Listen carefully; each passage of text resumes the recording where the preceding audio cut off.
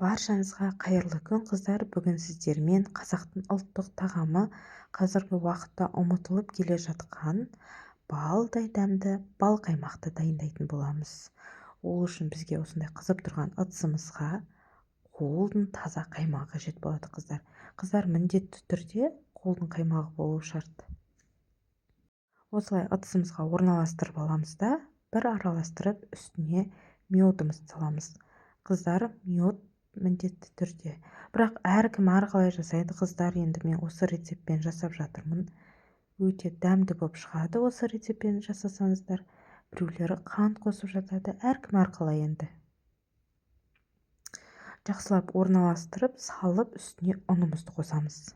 Қыздар, тез араластырамыз бұл жерде де. Міндетті түрде ешқандай түйіршік қалмау керек.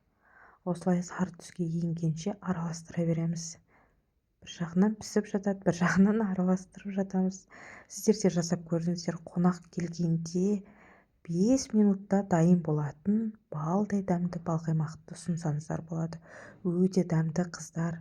Сіздер де жасап көріңіздер. Толық рецепт төменде. Аз болсын.